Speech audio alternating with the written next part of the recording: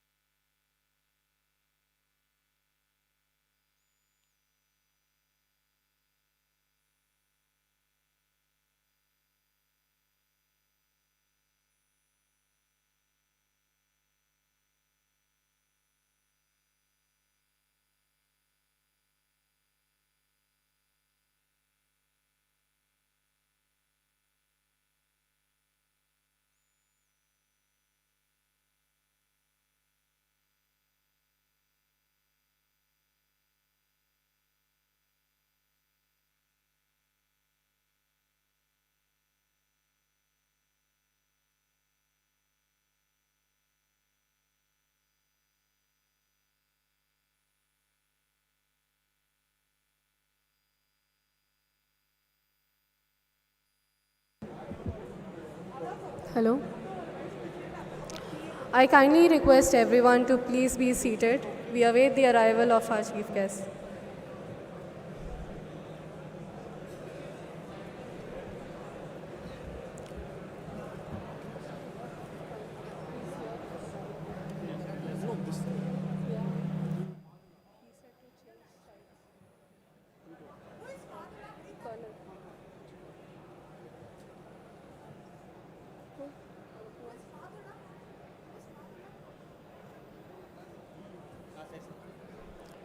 I request everyone to please be seated and switch off your mobile phones or keep it on silent.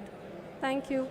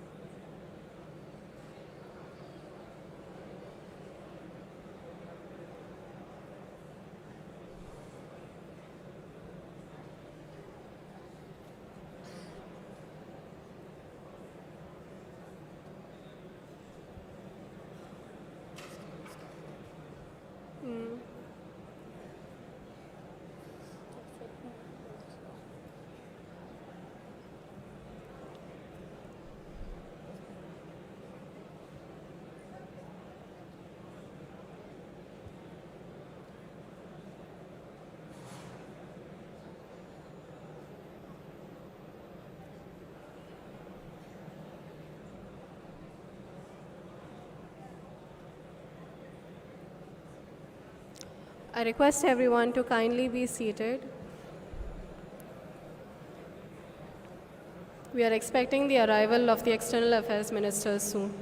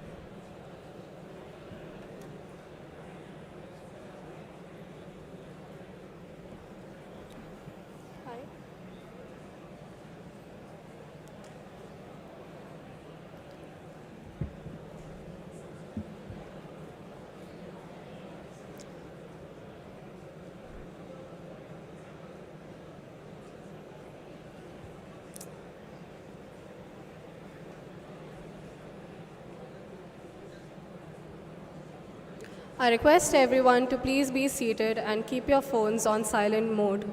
The External Affairs Minister is in campus and will arrive soon. Thank you.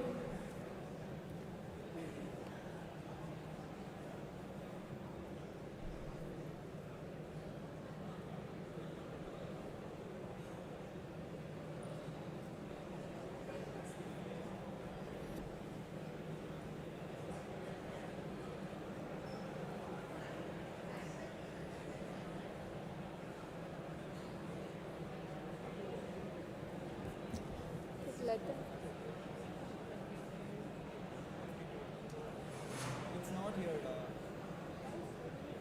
What is going wrong?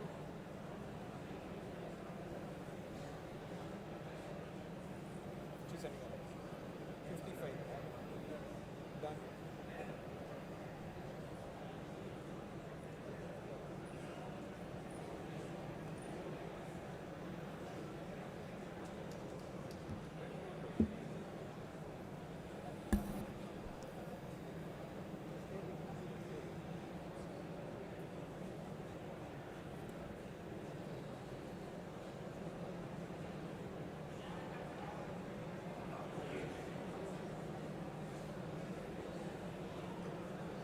I'll keep my phone as it's in DND mode. Okay. Hotspot. Yes. I'll switch it on so that I can just connect. We told from there. No, just put it as Is there no? Okay.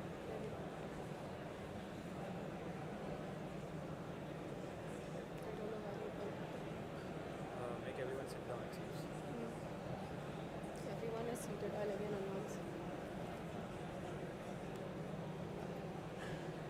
I request everyone to please be seated and maintain silence. Thank you.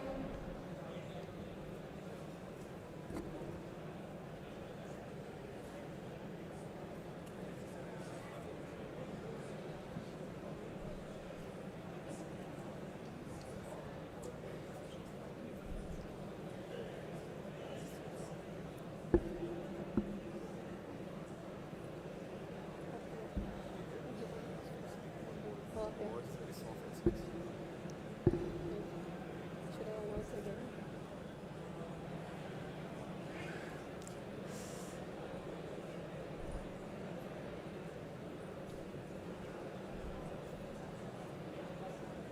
I request everyone to please be seated and be silent. The External Affairs Minister will be arriving soon. Thank you.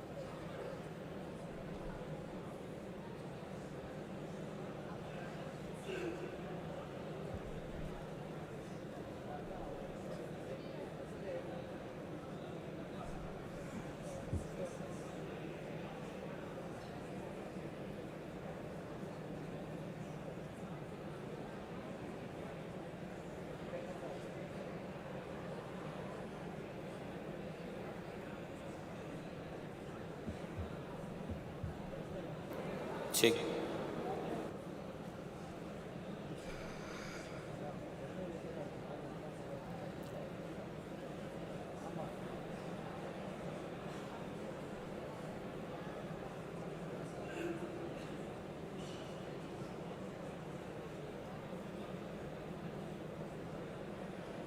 Hello.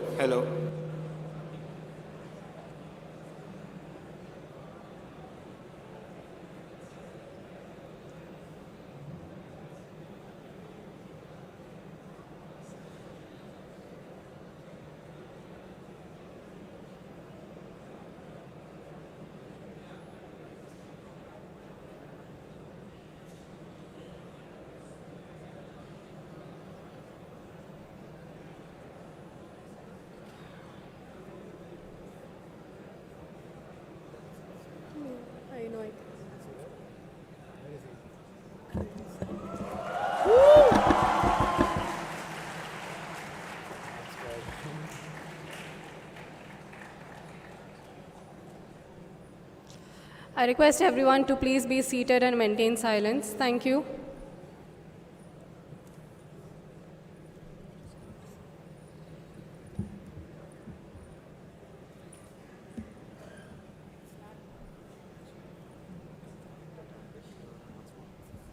And keep the phone inside of the sound.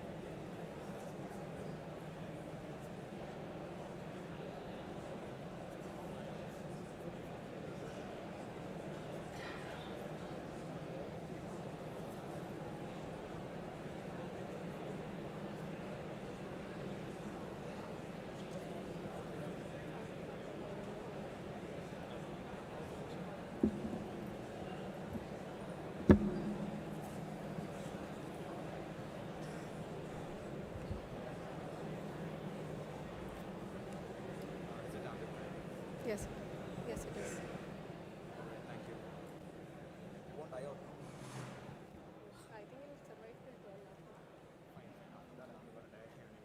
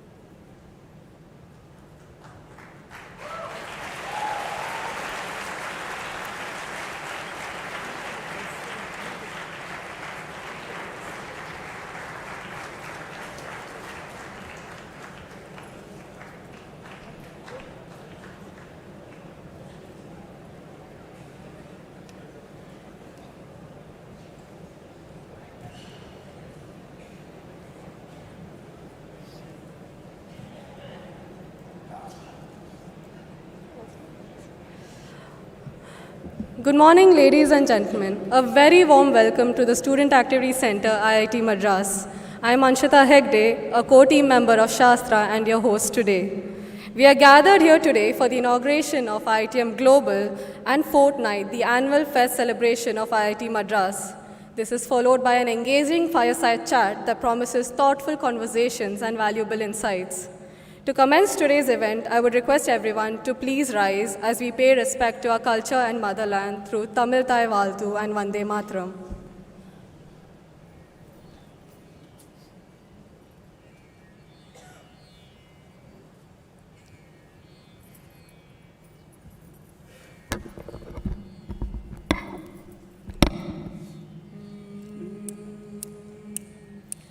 நீராறும் கடலுடுத்த நிலமடந்த கெழிலொழுகும் சீராறும் வதனமென திகழ்வரத கண்டமிதில் தெக்கணமும் அதில் சிறந்த திராவிடனல் திருநாடும் தர்க்க சிறு பிறை நுதலும் தரித்தனரும் திலகமுமே அத்திலக வாசனை போல் அனைத்துலகும் இன்பமுற எத்திசையும் புகழ் மணக்க இருந்த பெரும் தமிழனங்கே தமிழனங்கே உன் சீரிலுமை திறம் வியந்து செயல் மறந்து வாழ்த்ததுமே வாழ்த்ததுமே வாழ்த்ததுமே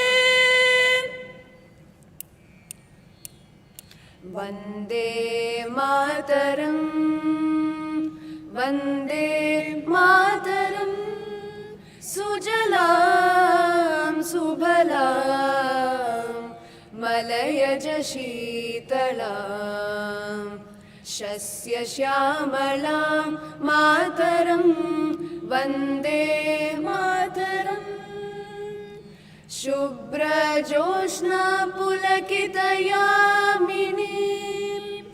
भुल्लकुसुमितद्रुमदलशोभिनी सुहासिनी सुमधुरभाषिणी सुखदां वरदां मातरं वन्दे मातरं Vande Mataram.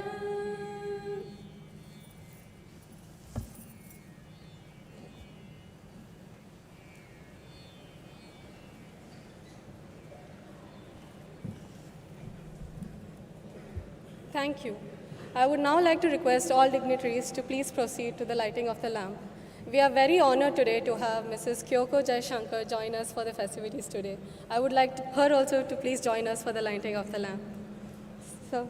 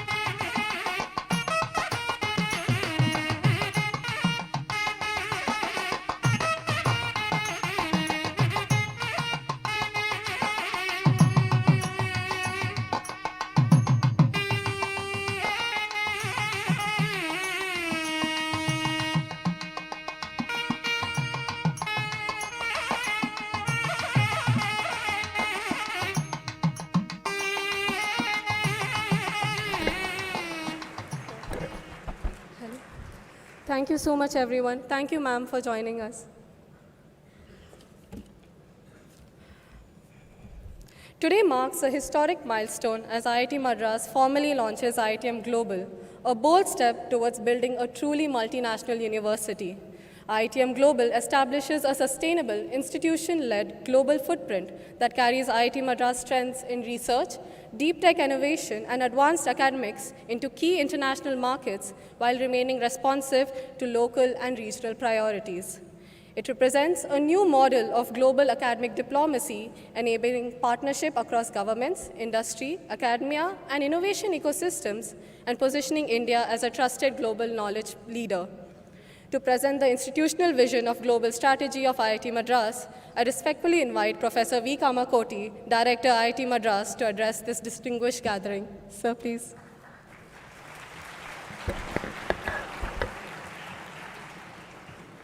A very good morning to all of you. Please join me with a great round of applause to invite our Honorable Dr. Jaishankar, Ministry of External Affairs. Thank you very much, sir. On behalf of our Board of Governors and our faculty, staff, and students, we immensely thank you for all the support your ministry has extended, that we are the first ever IIT to start an abroad campus at Zanzibar. So thank you very, very much for that.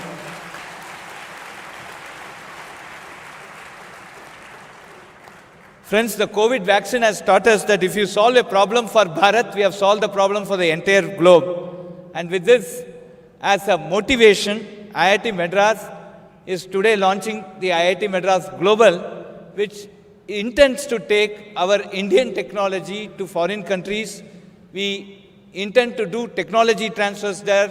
We intend to take our startups there and see if they could get business there. We intend to see if there could be investors who will be interested in our startups, and we are also interested to see if we could do certain joint development agreements. As you will be witnessing today, we have more than a couple of dozens of MOUs that we will be exchanging today. This actually marks a very important point or cusp for IIT Madras, because we are certainly looking at a large range collaborations, international collaboration from this point onwards. Sir, thank you very much for being here. It means so much to us. And today also marks the important milestone of the Tech Festival that we are inaugurating, the Shastra, which is now India's largest student-run tech festival. So congratulations to the team for putting this up. And we also have the Institute Open House, where we really want to tell the world what higher education essentially means and what are the prospects specifically in the area of core engineering. And we have the open house and we are expecting around 80,000 participants in the next 3 days. So again, welcome to all the schools who have participated here. I'm sure we are going to have a very enriching session today with the Honorable External Affairs Minister, and I'm sure you'll all enjoy the stay at IIT Madras. A hearty welcome again to all of you. Thank you.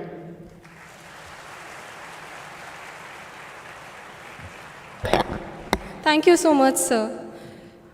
To give us a glimpse into IIT Madras' growing international presence and global vision, it is my pleasure to welcome Professor Raghunathan Rangaswamy, Dean of Global Engagement, IIT Madras, to address the gathering.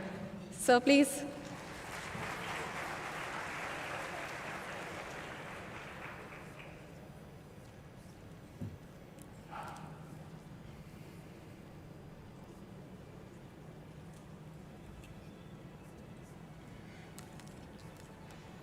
Innovation, rooted in knowledge, driven by science, and destined for the world. India today is fueling a new knowledge economy with values rooted in peace, tolerance, and spirituality, and powered by high-quality academic institutions like IIT Madras. And it is this legacy that we are now ready to expand with IITM Global, the world's first multinational university. So IIT Madras Global is to take our solutions to the entire world and also take some very important problems that the other parts of the world has and bring it to IIT Madras so that our faculty, our young children can work on it and give solutions. IITM Global, where India meets the world and the world meets its future.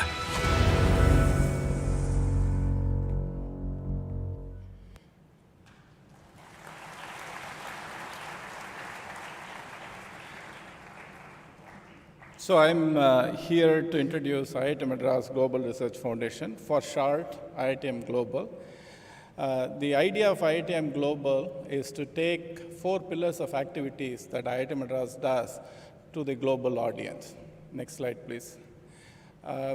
So these activities can be put under academic programs, research and consultancy, startups, and intellectual property. In terms of academic programs, we have the world's largest online bachelor's programs in data science and electronic systems. We have NPTEL, which has had more than 3.5 crore learners who have participated in the system. We have several joint programs where international students are starting to get their PhDs and so on. In terms of research and consultancy, IIT Madras is probably the largest university research ecosystem that exists in India. In the last 5 to 10 years, IIT Madras has done sponsored consultancy over 4,500 crores, consultancy for industry over 3,000 crores, and so on. So that tells you the kind of research and consultancy infrastructure that we have here. IIT Madras is an ecosystem which has IIT Madras Research Park, IIT Madras Pravartak, IIT Madras Incubation Cell, and so on. From the Research Park ecosystem, we have had about more than 500 startups that have been incubated.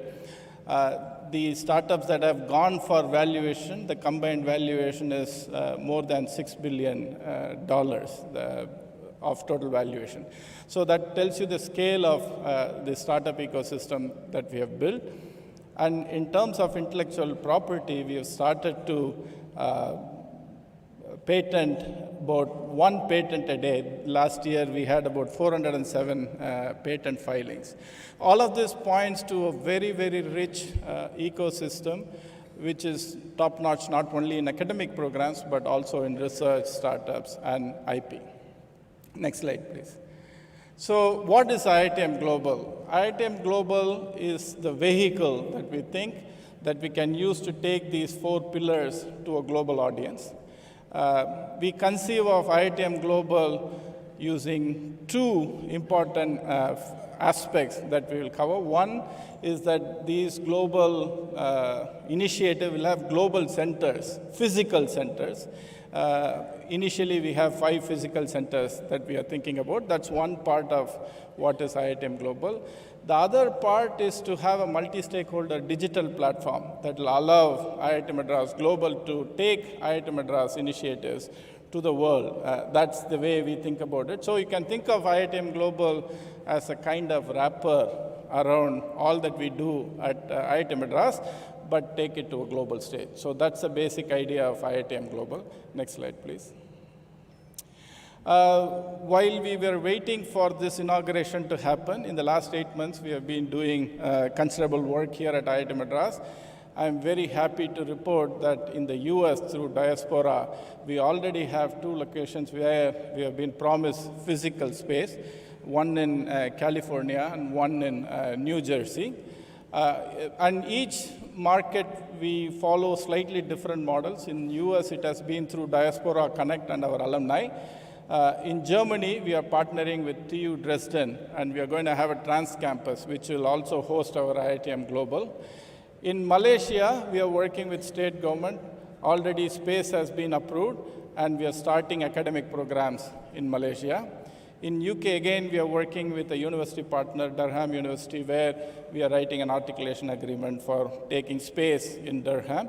In UAE, we are working with the central government, and we have been promised a 3 million grant for the first subsidiary that we'll announce in UAE soon. Next slide, please. Just in terms of, those were in terms of the 5 centers that we are going to work with, but in terms of the pillars that we are working with, there's already lots of work that we have done. In research and consultancy, we are looking at taking Indian companies through IITM Global abroad, bringing companies from abroad into our fold, and also providing consultancy opportunities for our faculty. International academic programs, we are planning to take our bespoke international programs in quantum, data science, and so on to a global audience. Of course, IP commercialization, since we have several patents that are already existing with IIT Madras, we are looking at how to localize these, co-patent with our partners, and simply expand commercialization activities as far as IPs are concerned. And startups, we have commitment from several players for initial seed grant for these startups and so on. So there's a lot that has been done. We've been waiting for this inauguration to really run with this and do implementations. And I'm really thankful that our Honorable External Affairs Minister, Dr. S. Jaishankar, has agreed to inaugurate IITM Global. I hope that this initiative becomes a big success. And we hope that other institutions in India pick up on at least some of these aspects of what we are trying to do. And as we go along, obviously, there are going to be hardships, there are going to be learnings, and so on. We will be very, very happy to share those to the institutions that would like to pursue things like this. Finally, I just want to say this is an initiative to really showcase Indian institutions. We have very, very fine Indian institutions. And we hope through initiatives such as these, our Indian higher education institutions find their rightful place in the global knowledge landscape. That's the basic idea of IITM Global. Again, I'm very thankful to the External Affairs Minister for being here and inaugurating this. And I hope this becomes a big success for IIT Madras and India. Thank you very much.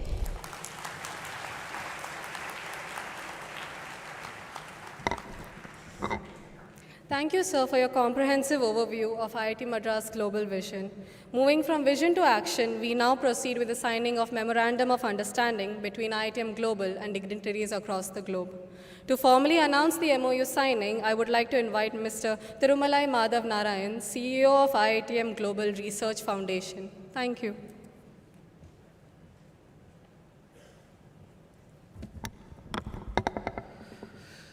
Good morning and Happy New Year. External Affairs Minister Dr. S. Jaishankar, Director of IIT Madras, Professor V. Kamakoti, respected Deans of IIT Madras, Advisor, Co-Curricular Affairs, delegates from foreign governments, embassies, consulates, leaders from the industry, academia, startups, and the global innovation ecosystem. It's my privilege to welcome you to a defining moment in the global journey of IIT Madras. Today is not just about signing MOUs, it is a shared belief in the power of knowledge, collaboration, and global purpose. Today reflects the strength of institutional commitment to partnership, to co-create, and for global impact. Through IIT Madras Global Research Foundation, IIT Madras is taking its entire research, innovation, and academic ecosystem beyond borders, responsibly, sustainably, and at scale. The MOUs being announced today span governments, universities, industry leaders, investors, and innovation platforms across 5 strategic global regions. Each partnership is anchored on the 4 pillars: deep tech startups, sponsored research and consultancy, IP and technology transfer, and high-end global academic programs. May I now request External Affairs Minister Dr. S. Jaishankar, Director of IIT Madras, Professor V. Kamakoti, Dean of Global Engagement, Professor Raghunathan Rangaswamy, to step forward for the MOU exchanges.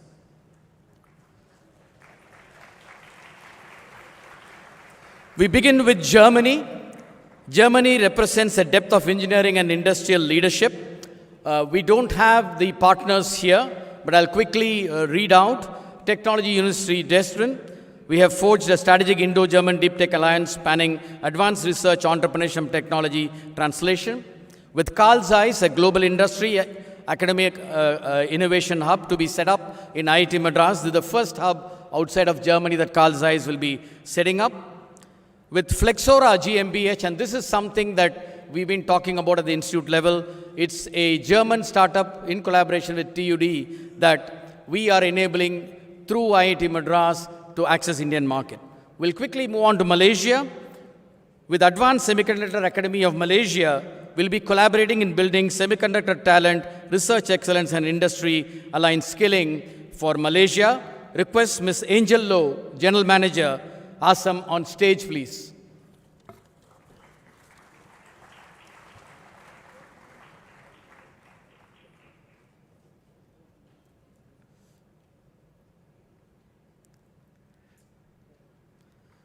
Thank you. Next, we have with Aisling Malaysia, collaborating to establish a hub for high-end skilling and academic programs to address talent gaps and driving employability in Malaysia. Request Mr. Akhil Gupta, Board Member Aisling, on stage, please.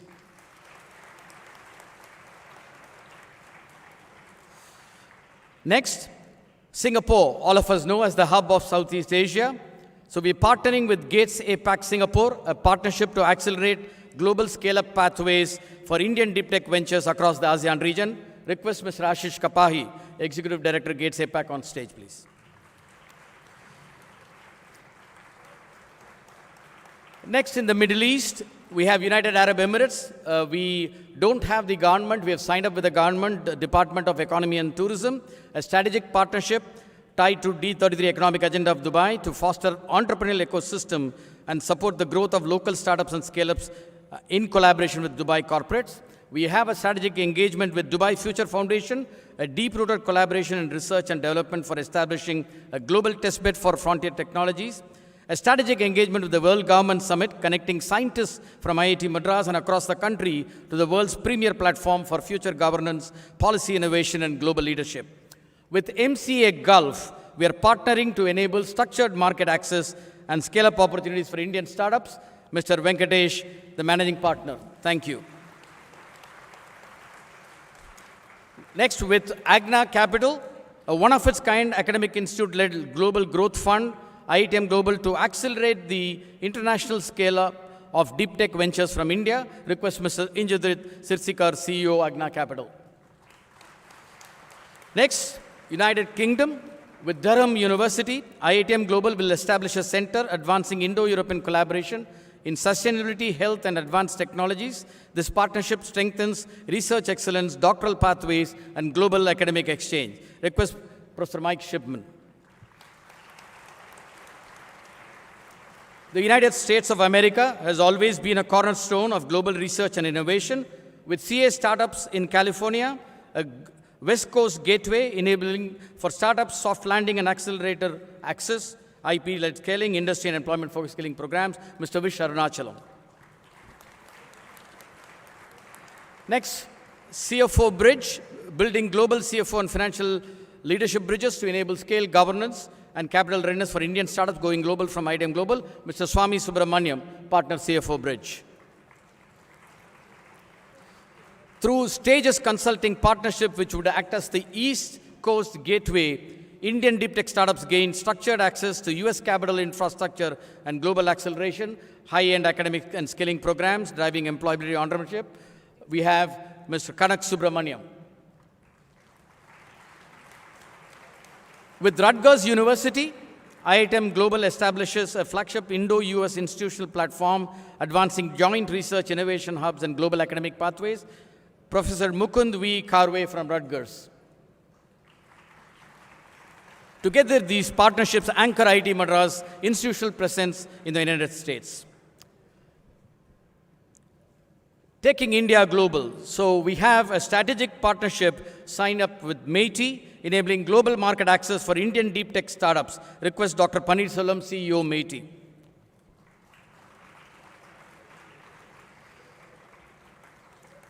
Next, NCRT. This is an education that has been reimagined platform called Parak on a national scale through research-driven pedagogy and digital innovation. This will go to move to global deployment partnering with IITM Global, starting with Africa. We don't have them here today, but just wanted to announce. Next, with Coromandel International, a corporate R&D hub to be established at IIT Madras Research Park, enabling deep industry academia collaboration in research and innovation. Mr. Narayanan Velayan, whole-time director, strategic sourcing from Coromandel. SQ1 India.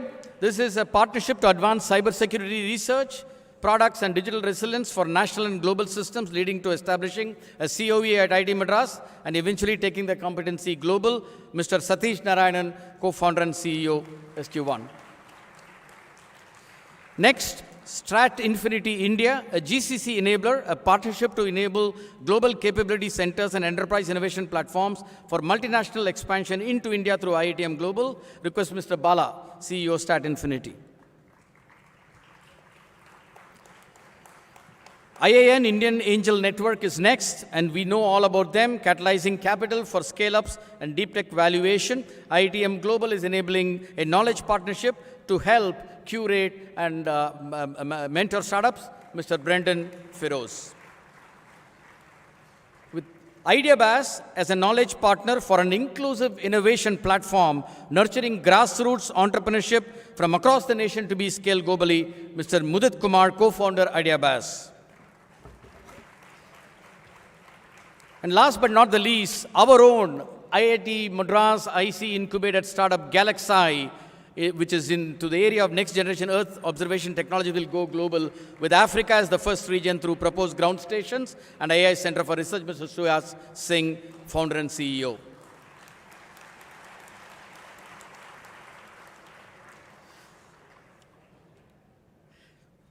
Taken together, these MOUs represent more than partnerships. They represent a new model of institution-led global engagement, a model where research meets relevance, innovation meets industry, and education meets global aspiration. With these, we are also pleased to officially welcome on board our member startups today. The following 10 IITM startups: Atri AI, Archons, Alpha Geek, ePlane, Fipsol, Galaxy, Geeta, Green Environment, Tutor Hyperloop, and Satori have taken their first step towards global growth with IITM Global. We wish each of them every success as they embark on this international expansion journey.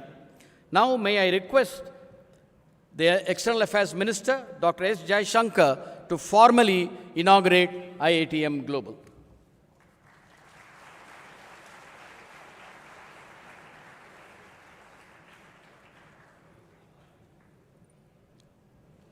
We are now officially launching IITM Global.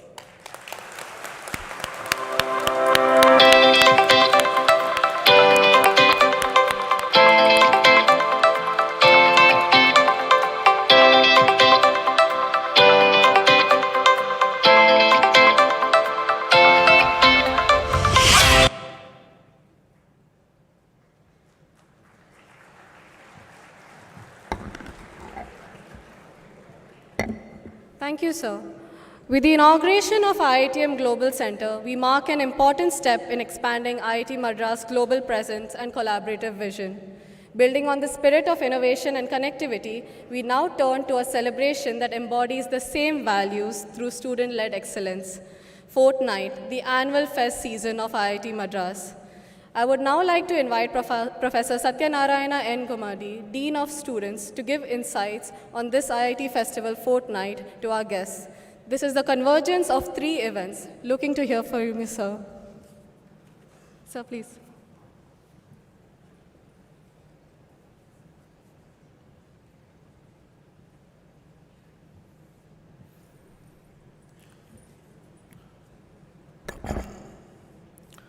So, distinguished Chief Guest, Dr. S. Shankar, Minister of External Affairs, Government of India, Professor V. Kamakoti, Director IIT Madras, distinguished dignitaries from the partnering countries, colleagues from IIT Madras, and my dear students, members of the media, ladies and gentlemen. Very good morning to all of you. It is my great honor and pleasure to introduce the festival fortnight of IIT Madras to all of you. The festival, a part of our Anivarkum IITM, means IITM for all, is a convergence of 3 major events that we have annually on campus when we open our gates to the public and invite them to visit, explore, and experience IIT Madras, the top leading institute of the country. Shastra, the annual technical festival of IIT Madras, is one of the largest student-run technical festival, and it is a premier platform celebrating science, technology, and innovation since its inception in 2000. This year, 27th edition of Shastra is being held from 2nd to 6th January 2026. The theme of this year, Shastra, is Artifacts of Arcade, reimagines the festival as an interactive, game-like ecosystem where each competition or workshop feels like a new level to conquer, blending hands-on learning with nostalgia-driven engagement. Shastra hosts a wide range of events which includes technical competitions, workshops, research conferences, and industry interactions which enable students to learn, collaborate, and apply their knowledge. We have a fabulous line of speakers to inspire the young minds, starting from Dr. S. Shankar, External Affairs Minister, Government of India, Professor Jeffrey Ullman, Turing Award Laureate, Professor Subra Suresh, former Director of US National Science Foundation, Dr. Vidita Vaidya, Shwanti Swarup Bhatnagar, prize-winning neuroscientist, and several other eminent scientists, administrators, and visionary leaders. This year, Shastra has also a special social campaign, Here for You, which focuses on hearing health, an issue that affects the 63 million people in India. With these numbers expected to rise significantly in the coming decades, this campaign encourages students to think about technology with empathy and social responsibility. It is a reminder that innovation must be inclusive and accessible. The Institute Open House, which was initiated a few years ago under Shastra, provides a unique opportunity for college and school students, educators, and families to visit the academic departments, research centers of excellence, state-of-art labs, and various technological innovations for which the Institute is renowned. This year, we had overwhelming response from all over the country, and we have invited 65,000 participants this year. The open house includes around 100 plus exhibition stalls at Kendra Vidyalaya grounds, 100 laboratories at 18 academic departments, which includes 4 national research centers, 11 institute research centers, and 15 centers of excellence to inspire young minds to see engineering and science as tools to solve real-world problems. The festival fortnight also features the 52nd edition of annual cultural festival Sarang to be held from 8th to 12th January 2026. Sarang is nationally recognized student-run initiative that brings together talent, competition, and cultural dialogue from institutions across the country. Over the years, it has evolved into a comprehensive platform encompassing a wide range of cultural, artistic, intellectual, and performative disciplines. Flagship cultural events such as Choreo Night, one of the largest inter-college dance competitions in the country, and Clash of Bands highlight high standards of performance and creativity. In addition, Sarang offers a broad spectrum of competitions ranging from literary arts to gaming, ensuring participants across the interests and disciplines. This year marks the introduction of the Sarang General Championship, an inter-college contest designed to reward consistency and excellence across multiple events. Sarang also hosts the IIT Madras Model United Nations, which familiarizes students with the principles of diplomacy, negotiation, and global affairs through structured debate. As evening sets in, Sarang transitions into large-scale concerts and performances that feature some of India's most celebrated artists. This year's lineup continues that legacy with performances by artists and bands such as Sri Lalgudi Krishnan, Sri Sid Sri Ram, and bands like Avial and Broda. We are hopeful that this festival fortnight will not merely be a platform for experiential learning for our students, but also for students from other colleges and schools. I take this opportunity to thank all the advisors and IIT Madras student organizers, and also wish them a good luck. Jai Hind.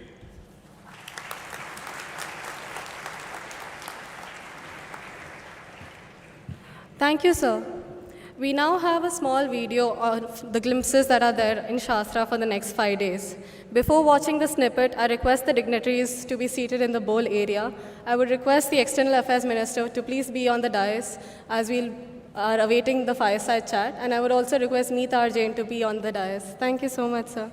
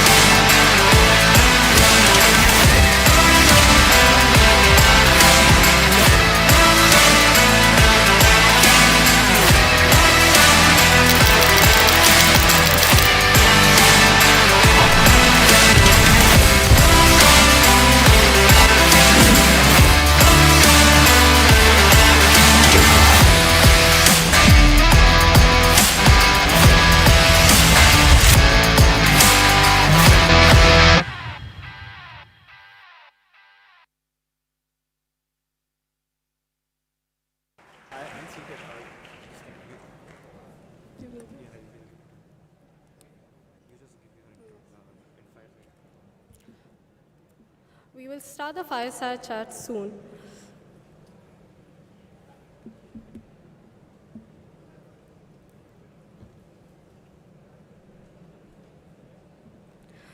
It's time for some intellectual conversations and deep insights. We now move into the most anticipated segment, an interactive session with Dr. Jai Shankar, External Affairs Minister, and Meeta Jain, our Co-Curricular Affairs Secretary.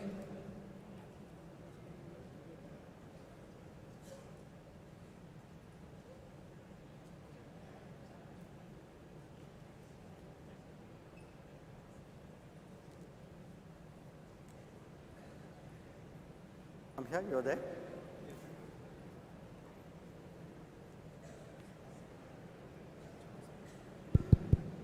Hello.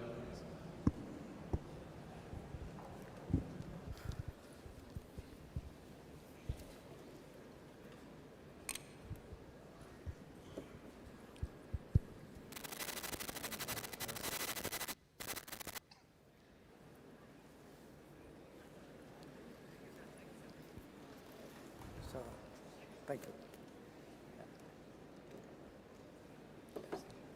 Thank you, Anshita. Ladies and gentlemen, it is a privilege to welcome one of India's most influential voices in diplomacy and global affairs, Dr. S. Jaishankar. A career diplomat and strategic thinker, Dr. Jaishankar joined the Indian Foreign Service in 1977 and went on to build a distinguished career spanning over 4 decades. He has represented India at the highest levels as ambassador to the United States, China, and the Czech Republic, served as the High Commissioner to Singapore, later as India's Foreign Secretary, and since 2019 has served as India's Minister of External Affairs, where he continues to shape and advance India's foreign policy on the global stage. Widely respected for his clarity of thought and articulation of India's interests globally, Dr. Jaishankar plays a central role in India's engagement with the world. Sir, we are honored to have you with us today. The pleasure really is all mine, and I can't think of a better way to start the new year than being with all of you. And I'm really delighted to be not just in IIT Madras, but to be part of an event which is actually led by students. Thank you for your kind words, sir. So if we may start with the chat, sir. Sure, please. Beginning with the formative years, sir. Since you come from a household steeped into strategic thinking, did you ever feel a sense of inevitability about joining the Indian Foreign Service? Or was there a moment in your life where you almost chose a completely different path? No, I don't think there was a sense of inevitability about anything. Life is not like that. I think when I was your age, I was probably less knowledgeable than you, but probably as, probing my way or trying to figure out for myself what I would do in life. After the event, a lot of things would look it's a kind of post facto rationalization that looks like, oh, you knew that it was going to go on that trajectory. But believe me, when you are a vehicle on that trajectory, you don't actually have that sense of certitude and of finiteness. I think it was a combination. I mean, it was an interest, yes. It was an interest, and I'm normally very conservative about giving advice to people. But the one advice I give, especially to young people, is if you have an interest and you can make a profession out of it, believe me, nothing can be nicer, because you never think of it as, something you have to do. It's something which you like doing, it comes very naturally to you. Every day you actually enjoy what your work is. There is really no difference between work and non-work when you enjoy what you do. Thank you for that advice, sir. Also, thanks to those eureka moments which made you decide that you want to take this path. And because of you, India's foreign policy has received a very positive outlook today. Well, I didn't have a eureka moment. I had a set of, incremental decisions, yes, and then there was an orbital jump. Yes, okay. Thank you, sir. If we may move to the core Indian foreign policy now. You had mentioned that instead of the traditional India policy, which is often a prisoner of Western intellectual constructs, we must root ourselves into a more Bharat vision with innate confidence. How do we prevent this from being misread by our Western partners as an anti-Western move instead of just a pro-Bharat evolution? Look, I think the short answer, how you prevent people from misreading you, is to communicate. If you communicate well and clearly and honestly, I think other countries, other people respect it and accept it. Now, if you go around the world, actually, a lot of people are very proud of what they are about, what is their culture, tradition, heritage, and what is the persona, in a way. I see no reason why we should not be. I mean, after all, if you look at it, there are really very, very few ancient civilizations which have survived to become major modern nation states, and we are one of them. We have a sense of our past, which very few countries have. I mean, I can count those countries on the fingers of one hand, and not too many fingers at that. So we have, there is a lot that we have which is in us. It's something which is inherited, it's part of our belief system. Nobody needs to teach us that. You actually, in many ways, you pick it up, in your surroundings, in your homes. It is there in our language, in the concepts and metaphors we use. So how do you actually bring, it's like almost you have tools inside you, but you are not using those tools because your education system or the dominant intellectual stream is replaced it with some external tools. I have nothing against those. I mean, they also add to your capabilities. But how do you bring out those internal, tools and mechanisms and creativity and energies which are inside us and express them? And it's again part of an evolution because, after all 200 years, after a Western dominated world, it is now 80 years since much of Asia and Africa and Latin America regained their independence. And in those 200 years, their own cultures got suppressed. So I think your question, how do you make sure this is not anti-Western? I think it's non-Western, and it's important for us to explain to the West that look, there was a period of distortion where the natural diversity of the world was suppressed, and that diversity is now returning, and that diversity doesn't have to be threatening. That diversity will coexist with the West. In many ways, it would actually reinforce a lot of things the West believes in. One example which I cite in one of my books is it was our decision to opt for a democratic political model, which actually made the very idea of democracy as a universal political concept. That had we not gone that way, I think the democratic model as we know it would have been actually very, very regional and very narrow. And so I would say it's our right, I would say almost a duty, our obligation to, express our thoughts and our values and our culture and our history. But it can be done in a congenial partnership kind of way, because I think that partnership with the West is important. I think it is very much a way of how we shape the world. Thank you for that, sir. It actually reminds me of an excerpt towards the end of your book, Why Bharat Matters, where you mention in the passing years, India is definitely going to matter because India is turning more Bharat. And I think that message is very clear now as we rediscover our heritage and the messages from that. Thank you, sir. Sir, speaking of recent developments, we have seen how India has had a considerably increasing impact globally, be it with its adapting the role of Vishwamitra and its neighborhood first policy. However, this also shoulders newer responsibilities onto us like Vaccine Maitri, while we also have to accelerate our self-growth to become the Viksit Bharat by 2047.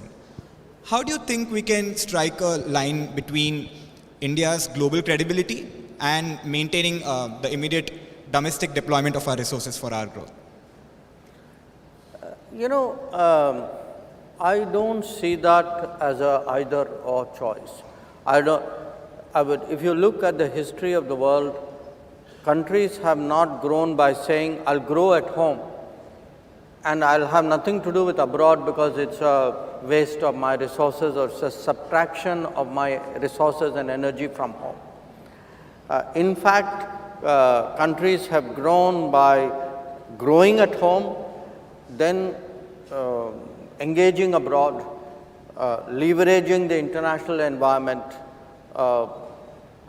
in a way contributing to it, gaining from it, and to me being, see, when we again use this word sometimes so casually, Vasudhaiva Kutumbakam, what is actually the messaging of that word, of that term? The term is that we have never considered the world as an inimical or a hostile environment from which we have to defensively protect ourselves. Now, yes, we have limitations on our resources, less than we had, say, 20, 30, 40 years ago. But nevertheless, we do. Now, if you are in a problem-solving mode, with limited resources, how do you have maximum impact? That is actually the problem which has to be solved. And what we try to do in Indian foreign policy today, in Indian diplomacy today, is actually solve that problem. And we try to do that by partly using our competitiveness, using our strengths, leveraging other institutions and possibilities. I'll give you an example. I would say, even to me, an IIT Madras campus in Tanzania is a way by which Indian foreign policy has leveraged the capabilities of an institution here to make a huge impact there. That is something I want to talk about. But I would, make this statement. In my entire career, which is quite long, I have never seen anything having a greater emotional impact on the rest of the world than giving vaccines. I've actually had people who tear up when they remember the first vaccine shipment. So, if you remember, look, COVID was a bad memory. We have put it all behind us. You try to actually get it out as much of your system as possible. But at that time, there were countries, there were developed countries, Western countries, some of them, who had stocked up 8 times the number of vaccines of their population. Nobody is going to take 8 doses, okay? But there were countries, and big countries, who had 8 times the vaccine stock of their population, and next to them were small countries to whom they were not willing to give 10,000 doses, okay? Now, when you had somebody who had first of all responsibility of 1.4 billion, and then on top of it who had initiated the program. We were still in the middle of it, and we felt at that time that many of these countries should not, giving them 100,000, 200,000 doses was something which would be a gesture of solidarity. It would be make or break for them. And it was something we could do, and we could explain to our people why we could do it. And I can tell you, it is something even today. Today, we talk less about vaccines. I hear it actually when I go out. When I go to Latin America, when I go to small island states, people from the Caribbean, people from the Pacific, many of them say, look, we had no chance of getting within smelling distance of vaccine but for the fact that you people gave it to us. So I mentioned that as an example that, we were the world's most efficient producers of vaccines. The same if you look, at that time, my my second job was in a way a sort of a supply chain and oversight minister for some of this, because a lot of the supply chain was actually outside the country. And again, people don't realize it was very important to have that global connect and that global responsibility, because the world also helped us. I think that's something we should acknowledge, that the supply chain came from outside India so that the product could be made in India. And we had a moral obligation. Not all countries at that time necessarily fulfilled it. So the bottom line I would say is, don't think of it as home and abroad, why am I doing this for the world when I still have problems at home? We have to, we'll steady up at home, we'll build up at home, but at the same time, you don't not do foreign policy because you got domestic problems. They've got to walk hand in hand. You have to do both at that time. And the example I gave of IIT Madras, I had the privilege of going to Zanzibar, of seeing the opening of that institution. But I was just thinking to myself at that time, and again today when I came, think 10 years from now. Think 10 years from now, how many students of Africa would have passed through its portals, look at the impact that we would have on the minds of people who in their own countries would be economic and technology leaders. It's an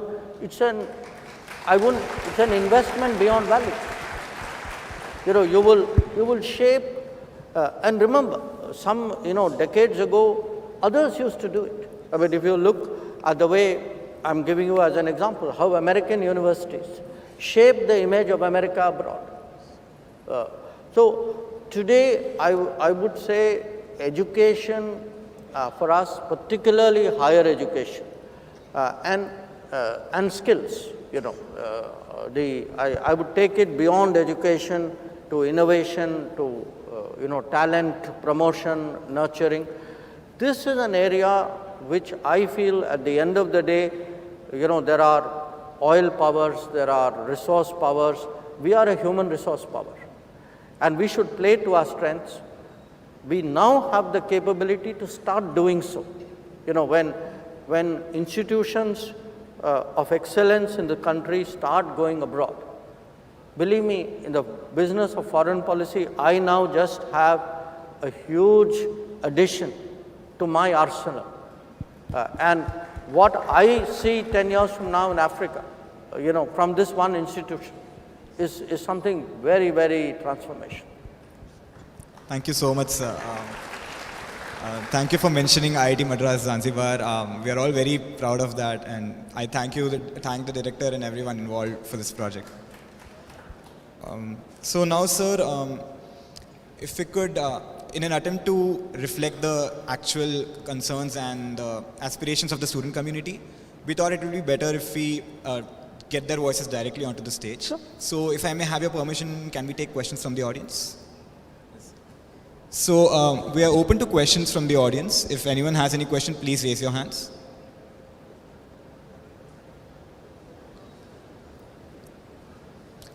Can we have the gentleman over there? Can someone please give the mic to him?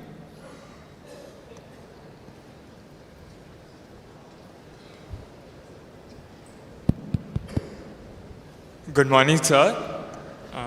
My name is Zaira Gandhi. I am a second-year BTech student pursuing civil engineering here at IIT Madras. My question to you, sir, is that our neighborhood is often shaped by asymmetry and volatile domestic politics. Given the recent security and political shifts in Bangladesh, which was underlined by the fact that you visited there 2 days ago, how is India recalibrating its neighborhood-first policy while maintaining a stature of non-interference and protecting our security interests? Thank you. Thank you. Yes, I was there in Bangladesh just 2 days ago. I had gone to represent India at the funeral of the former Prime Minister of Bangladesh, Begum Khaleda Zia. But let me actually take your question in a somewhat broader format, not just Bangladesh, but neighborhood as a whole. Okay. We are blessed with a lot of neighbors of various kinds. And I want to answer your question in a very common sense kind of way. Because, at the end of the day, people make out as though diplomacy is rocket science. It's common sense in kind of polished language. Now, what do you do in common sense with a neighbor? Any neighbor. You are in a hostel, you have neighbors. If you have a neighbor who is good to you, or at least who is not harmful to you, your natural instinct is to be kind, is to help that neighbor. If the neighbor has a problem, you would like to contribute in some way. If nothing else, you'll say hello. You will try to build friendships, bonding, etc. And that's what we do as a country. So when you look around our neighborhood, wherever actually there's a sense of good neighborliness, I think you have seen India invest, India help, India share. So, we were talking about the COVID. Most of our neighbors got their first shipment of vaccines from India. Again, when our vaccination program was still going on. Okay. Then, I give you a second example, the Ukraine conflict. Because of the Ukraine conflict, there was there were food shortages, there were fuel shortages, there were financial crises. Now, again, with many of our neighbors, we supplied fuel, we helped out with food, we helped out with fertilizer, and in a sense, we were sharing what we had. Now, some neighbors went through very exceptional stresses. A very notable one was Sri Lanka. Sri Lanka actually had an acute financial crisis. And we actually stepped up with a package of $4 billion at a time when, their negotiations with the IMF were still sort of moving at a very glacial pace. So that's what, in a way, good neighbors can do. I mean, just recently, there was a cyclone in Sri Lanka called Ditwa. The day the cyclone happened, by that very afternoon, we were there. We were there with help. Our ships were at the port, but within a day, our helicopters reached there. Our rescue teams were there. I went there myself with a few days later with a kind of a reconstruction, rebuilding package. And believe me, if you ask the average person, they have that sense that, look, I have a neighbor like India. I know when things get bad, I can rely on a country like this. And again, it doesn't have to be a crisis. You also work with neighbors by power grids, by waterways, by roads, by ports, by doing business, by helping tourism, by having people come for medical treatment. So this is the positive scenario. But you can also have bad neighbors. Unfortunately, we do. Now, when you have bad neighbors, and if you look to the one to the west, if a country decides that they will deliberately, persistently, unrepentantly continue with terrorism, we have a right to defend our people against terrorism. We will exercise that right. How we exercise that right is up to us. Nobody can tell us what we should do or not. We will do whatever we have to do to defend ourselves. It's a common sense proposition. Now, again, as I said, a lot of it is goodwill. Many years ago, we agreed to a water arrangement, water sharing arrangement, because the belief, the underpinning of that was, it was a gesture of goodwill, because for good neighborliness, we were doing it. But if you had decades of terrorism, there is no good neighborliness. If there is no good neighborliness, you don't get the benefits of that good neighborliness. You can't say, I will, please share water with me, but I will continue terrorism with you. That's not reconcilable. So I think there is as I said, a good neighbor, bad neighbor, but an overall neighborhood policy. Most of our neighbors, I think, have, the realization that India's growth is today a lifting tide. That if India grows, all our neighbors will grow with us. They will have many more opportunities. I think that, in a sense, is the message which I also took to Bangladesh. And yes, I mean, they are right now heading for their elections. We wish them well in that election. We hope that once things settle down, as I said, the sense of neighborliness in this region will grow. Thank you very much, sir, for that. We had all read about the economic crisis in Sri Lanka and how India was one of the first countries to step forward. That shows the effectiveness of our neighborhood first policy. Thank you, sir. I hope your question is answered. Any other questions? Can we have the lady over there? Can someone please give the mic to her? Hello. I'll take 2-3 questions at a time. It'll be easier for me. Good morning, sir. My name is Sanjana. My question is, Strategic systems often develop blind spots due to institutional incentives. So, what risks should India's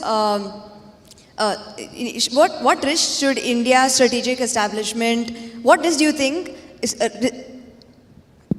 What risk do you think India's strategic establishment has been overlooking because it seems sort of unimportant or bureaucratically or politically inconvenient to address? To make sure timeline is followed well, we'll take 2-3 questions and okay, three questions. Three questions at a time. I'll answer you. Let me take 2 more questions.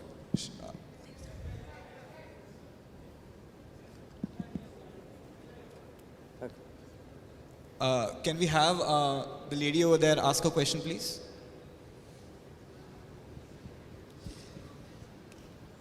Hi sir, I'm Varshini, I'm a BTech student, and my question is, as strategies are being more and more developed by AI, chips and data, how does our reliance on the Western softwares and technological guidelines and supply chains affect our digital dependency on other countries moving forward? One more. Anyone else? One last question before we answer. Sure.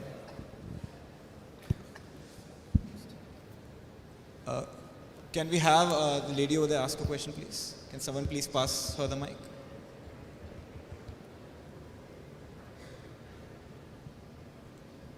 Hello sir, I am Diya Lakshman. I study in class 10 at Kendra Vidyalaya IIT Chennai, and I would like to ask, as we know, diplomacy is often a game of high stakes patience. So I would like to know how you personally unplug or find clarity when you're in the middle of a multi-day international summit.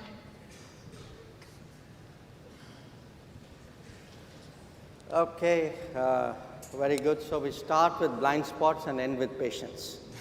Okay. So look, here's the blind spot issue. First of all, it's very hard to say, okay, that's my blind spot, because if you know it's your blind spot, it's not your blind spot. It's often, in a way, auditing forensics you do on yourself and your system to say, okay, we missed that, we should have seen that, we could have anticipated that. And typically, you know, in our business, there are 2 or 3, I would say, orthodoxies or natural behavioral patterns which can create problems. You know, one, there's a natural tendency to extrapolate the past. Okay, we are all empirical. If I met you 10 times, the 11th time, it's very natural, I believe, that you will behave more or less like you did the previous 10 times. So when there are sharp departures, for whatever reason, you know, the departure can be technology, the departure can be politics, the departure can be some, you know, event, of a new disruptive nature, that can actually lead one astray. The other is, again, it's also a tendency when we look even at progress. We benchmark ourselves against ourselves, you know. If you had a set of Bs, okay, and then you hit an A minus, you're very happy because you say, okay, I got out of Bs, I've hit an A minus. Now, the problem is in the next institute or the next desk or even the next student may have been actually hitting A's before you, so your A minus may not have the value which you think it does. Most you know, blind spots fall in one or the other category. You know, these 2 tendencies which are very common. But you can have, as they say, I mean, a black swan is a blind spot which you really didn't see coming. That it came as a combination of circumstances which was very unique and presented someone with a challenge. I would say today the possibility of this growing is quite high, because world is today being disrupted on so many variables at the same time. Somebody in the next question, somebody mentioned AI, for example. But if you look at technology, you look even at supply chains, you look at economic policies, you look at climate events, pandemics. I mean, just think of the last 5 years. Everything which people said, oh, you can have wars, but in this day and age, you can't have long wars. Nobody can afford it. By the way, there's a long war going on right now, which is into its 4th year. People said, oh, some regions, they will never change. Look at the Middle East and see how much it has changed. Said, oh, we are so interdependent, nobody is going to really mess around with trade, because we have too much locked into trade, nobody is going to take the risk. Guess what? Somebody took a big risk. So, I would say today, one way of dealing with blind spots is to try to continually update your risk assessments. And it sounds like you're playing defense. That's not really the intent, but you actually continuously build a risk mitigation. If you ask me today, what are most countries doing in foreign policy? They are de-risking. They are de-risking their economy, they are de-risking their politics, they are de-risking their dealings with everybody, they are sometimes de-risking their internal, narratives. So that's really right now a very, very big challenge.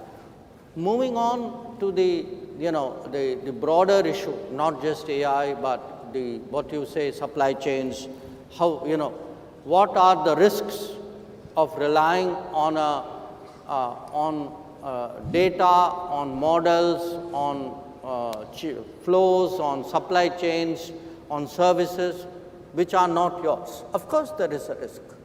There is a risk because whoever is influencing it or controlling it or supplying it, they have an agenda. Everybody in the world has an agenda. So don't expect them not to use it. So part of, when we say Viksit Bharat, when we say Atmanirbhar Bharat, the whole idea is to motivate ourselves, and I say this to all of you, it's particularly your generation, because it's in your lifetime that Viksit Bharat is going to be achieved. That how do we build our systems and our, in a sense, self-reliance. Now again, people sometimes take it to extreme and say, oh, we are going back to the past, we had a protectionist sort of period which didn't work out so well for us. I agree, we had issues in the earlier decades, but that doesn't mean you open up all your doors and windows and let anybody who wants to walk in come into your house. I think we need a kind of a national spirit and a national capability and a national belief about what we can do. And I give you a very simple, direct example which relates to people in this room. 5G. This is a country which got its 3G from outside, which got its 4G from outside. But when it came to 5G, we realized the risks of 5G, reliance on 5G from an external provider is so huge that we should make an effort. So today, if you look at telecom, if you look at space, if you look, I'm really very happy that the defense sector today has opened up so much more to innovation and to private enterprise and to creativity. I think these are things we need to do. We should not be insecure. We should not be, hostile to something coming from outside, because at the end of the day we'll be connected, but we need to build our capabilities, and that's what it is about. The unplugging bit, look, you know, in my life, I don't have off days, okay? It's not like I work Monday to Friday and say Saturday, Sunday, I won't do anything, because the world doesn't accommodate that. You know, the world still runs on a Saturday, Sunday. And often my Friday is somebody's Saturday, and, my Monday has to be somebody's Sunday. So my life is very mixed up. It doesn't operate on a single time zone. And as I said, there is no off switch, on switch. So what I try to do is within that build habits and practices and indulgences which make you a stable and reasonable and congenial person who can deal with the rest of the world. So I do what normal people do. You know, I listen to music, I read books, I watch movies, I see sports. I mean, most of the time I'm very normal.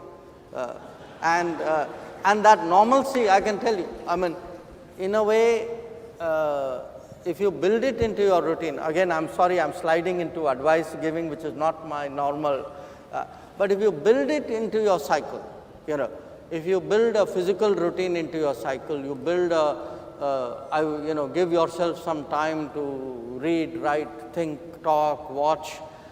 I can tell you your daily routine itself is so balanced that you don't need to unplug, but my wife is sitting here and she may contradict me. So thank you for those tips, sir. I'm sure a lot of us can adapt these techniques to make smarter decisions. So we'll have one last round of 3 questions. So preferably from the student community.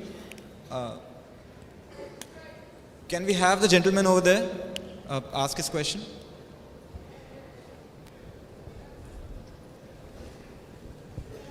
Towards the front.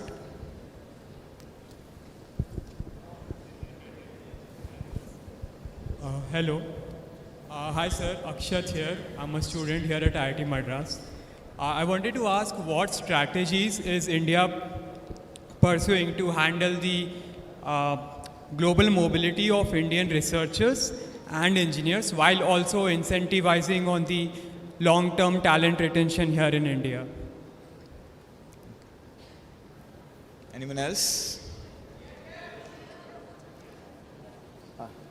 Can we have the lady over there ask a question, please?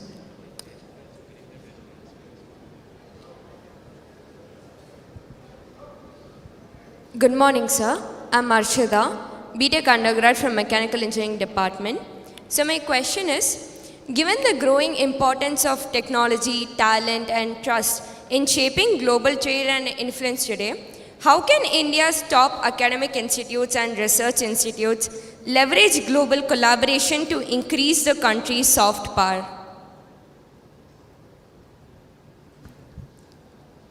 One last question. Give it to that guy.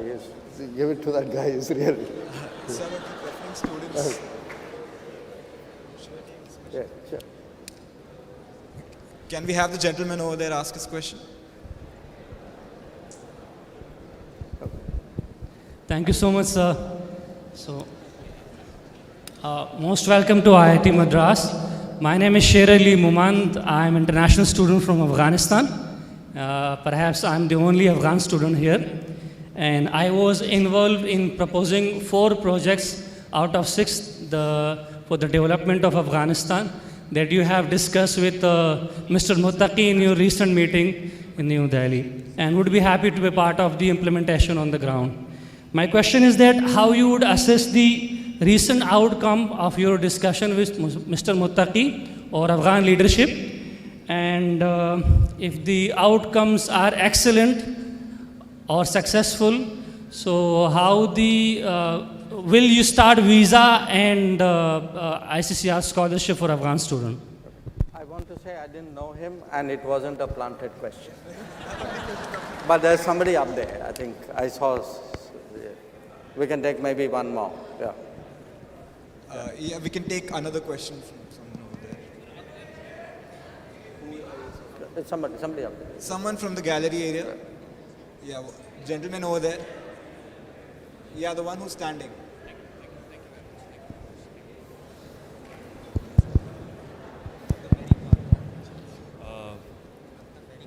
I'm speaking.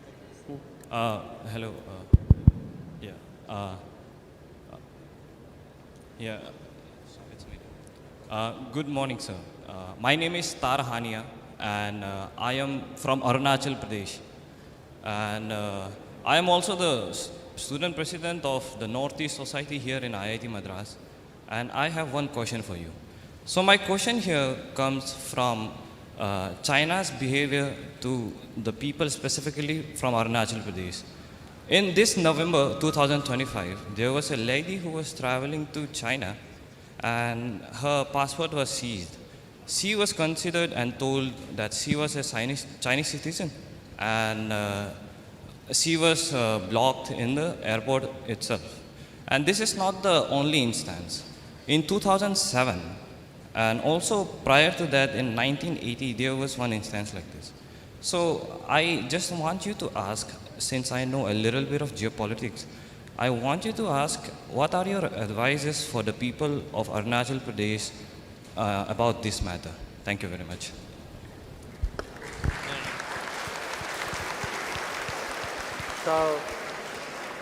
So let me start with the first question on global mobility of researchers. You know, if I were to pick 3 factors in the near term, let's say in this decade, which would be truly transformational, one would be AI, one would actually be demography, and the third one I still haven't figured out because it's probably a blind spot. But demography is one of the hugely underestimated factors today in the state of the world. You know, anytime you have some spare time, just look it up. There are going to be societies who are actually looking at a demographic cliff, who are going to struggle with even, forget even replacement rates, they are actually wondering how they're going to keep their economy going. Now, and this is happening at a very time when the other factor, AI, is going to create a very talent-centric existence where human beings will be repurposing themselves in a very potent way. And in a very, very impactful way. So you have this very interesting conundrum. There is, on one side, a huge, capability that is very visible. It's latent, but it's getting realized every day. But at the end of the day, yes, it requires compute, yes, it requires energy, but it requires talent. On the other side, you will have this very uneven talent pools, talent shortages. So how does the world actually try to balance out this spike in demand which is going to happen with the uncertain availability of it? And the only way is mobility. Now, mobility has issues because particularly irregular mobility can create backlashes. We have seen that happening in some cases. And again, on mobility, the social insecurities which are created by irregular migration, they counter the demands of the economy, the demands of technology. So you will have a scenario where, yes, there will be global mobility of people, but there will also be global mobility of tasking. That in many cases, enterprises or employers or people themselves will say, universities could say this, fine, you are in IIT Chennai, why don't I share this with you and why don't you work on this and let's see how it works between the two of us. So, the tasking will also be far more mobile. Now, in some cases, you can't change it. If you're running an airline, you have to have somebody on a flight. On a cruise ship, you have to have. If you're running a hotel, you need people to manage the hotel. And by the way, each one of these jobs is today seeing enormous mobility. When I travel out, which I do a great deal, one big change I see is I see far more Indians today in different professions and different positions than I have seen ever before in my life. Because that is one sign today of that demand and that mobility which follows. Now, when it comes to researchers, again, I don't think we should look at it as a zero-sum game. It's not like somebody goes out to work means we have lost them. Because experience has actually shown many of the people who've gone out have actually fed back in, triggered, they've been catalysts, they have been contributors, they have been pathways to building relationship. And this is the reality. I mean, the world will not be more autarkic. The world will be more globalized, but within the globalized, the really powerful centers will be, of course, more self-reliant. What will define a pole in a multipolar world is the pole, by its very definition, will be relatively much more self-reliant and sizable than competing nations. So I think this is the reality which awaits us. I see that trend actually growing. And flowing from that, the second issue, which is global collaboration.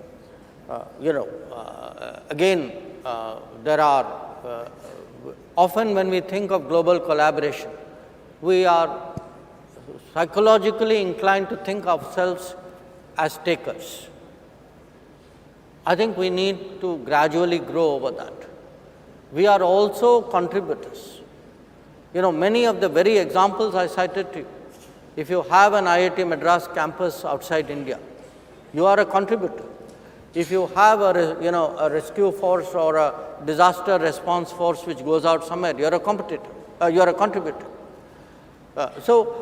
One of our challenges is going to be today, how do we shape the world, not only economically, not only security and but also intellectually and in terms of knowledge. And it is, I think, the issue over the horizon that we need to address.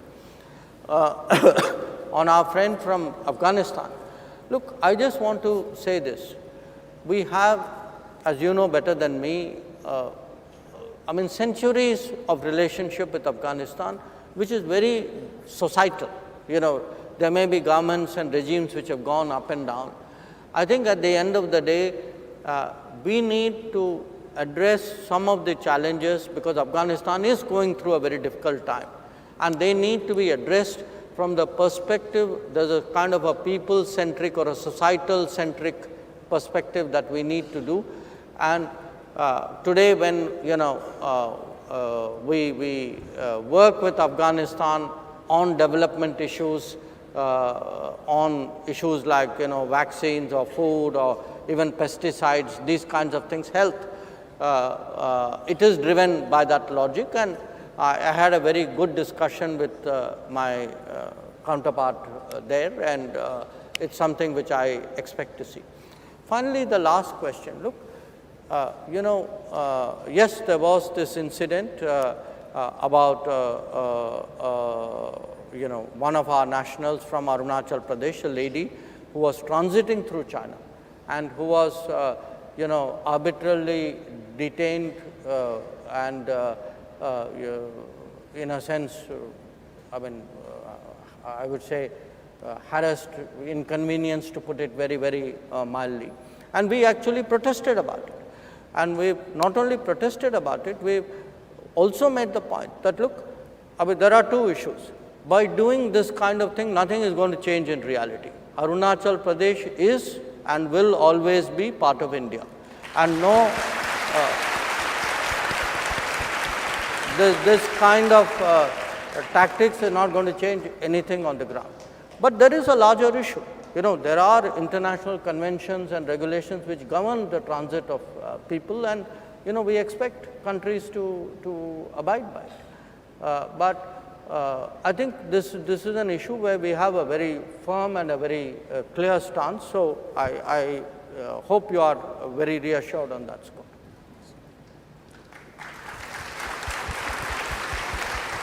Thank you, sir.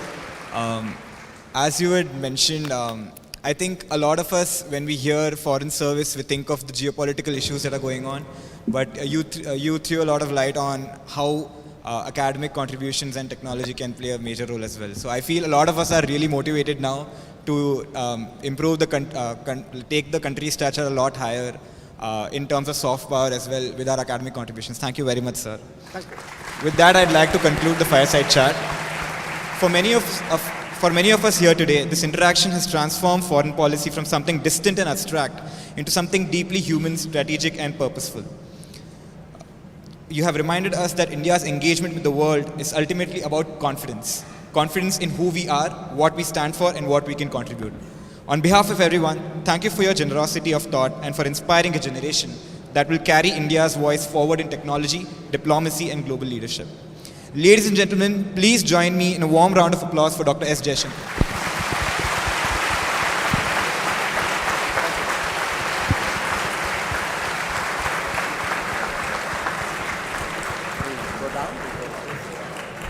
As a token of our immense gratitude, I would like to request our Director, Professor V. Kamakoti, Professor Satyanarayan, Dean of Students, Professor Murugayan, Advisor Co-Curricular Affairs, and Professor Sushanta, Advisor Cultural Affairs, to join us on stage and present the memento.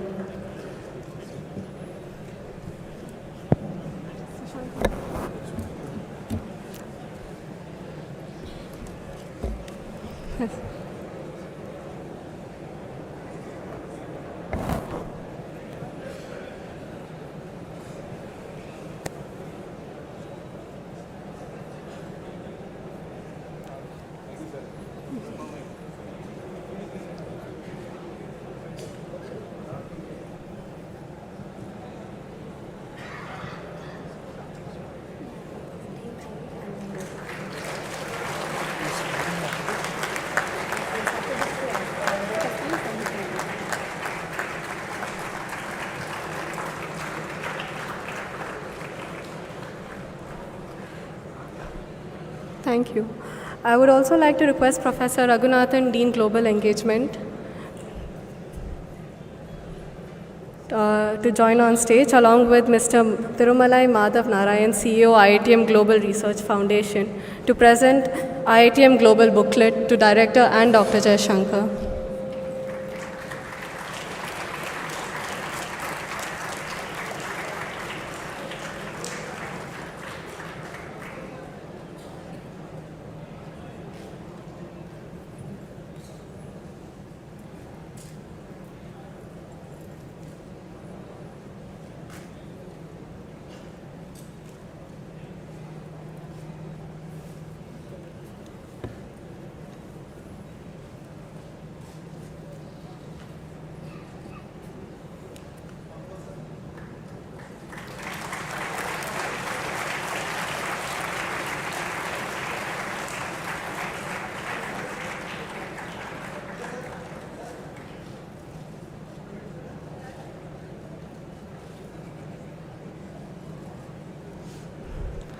Thank you, sir.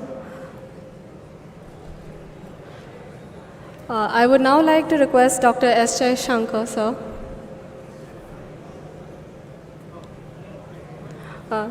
Yes.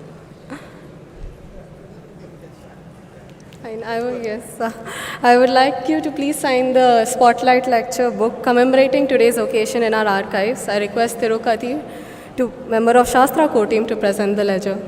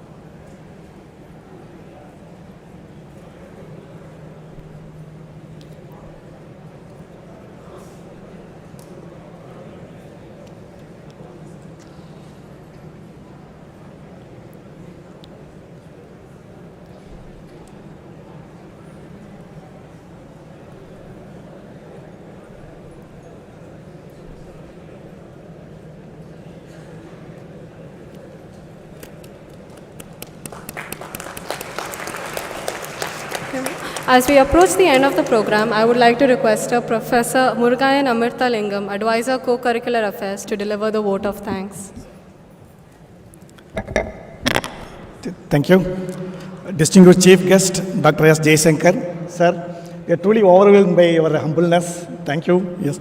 Director Post V. Kamakoti, Deans, Registrar Madam, faculty members, excellencies from foreign missions, esteemed guests, and my dear students.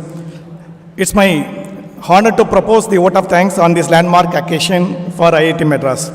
First and foremost, we express our deepest gratitude to our Chief Guest, Dr. S. Jaishankar. Sir, your presence here today to inaugurate both the IITM Global and the Festival Fortnight adds great prestige to these initiatives. Your insights during the fireside chat have been truly inspiring, offering our students a rare window into India's role on the global stage, which I am sure is going to take core memories and generate core memories in our students' mind.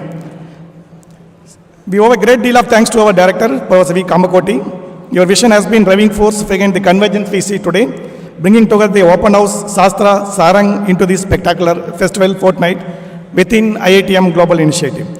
Our sincere thanks go to Professor Raghunatha Rangasamy and Professor Satyanarayan Gummadi for the leadership in shaping the Global Research Foundation and the Student Affairs respectively. I also like to thank the excellencies from foreign missions, partners from the government agencies, various industry partners present here for signing the MOUs. These collaborations, the bedrock of the innovation we strive for in IIT Madras. We extend our sincere thanks to our media partners, Chennai Police, for their support. A special word of appreciation goes to the students organizing team of Shastra, led by Meet, Thiru, Anshita, Gayatri, et al. Thank you guys. And the security personnel, the engineering unit team, the Dean GE and Dean students office staffs, everyone working behind the scenes here to make this event seamless. Finally, thank you to the audience, our students and the guests for your presence, very lively interaction with the minister, for being also seated very early in this morning. Your enthusiasm what makes this campus come alive. As we move towards the national anthem, I invite you all of you to carry the spirit of this convergence into the weeks ahead in this happy new year. Thank you.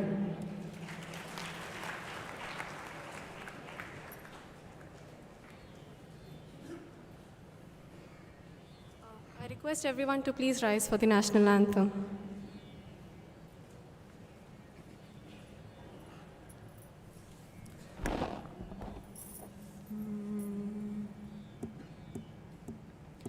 जनगण मन अधिनायक जय हे भारत भाग्य विधाता पंजाब सिंध गुजरात मराठा द्राविड उत्कल बंगा विंध्य हिमाचल यमुना गंगा उच्छल जलधि तरंगा तब शुभ नामे जागे तब शुभ आशीष मागे गाहे तब जय गाथा जनगण मंगलदायक जय हे भारत भाग्य विधाता जय हे जय हे जय हे जय जय जय जय हे.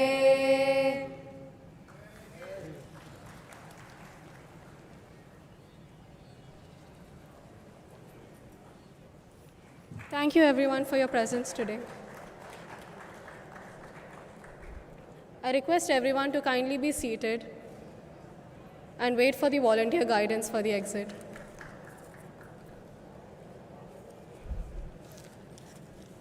I request all IITM Global delegates to wait for the guidance of the volunteers for lunch.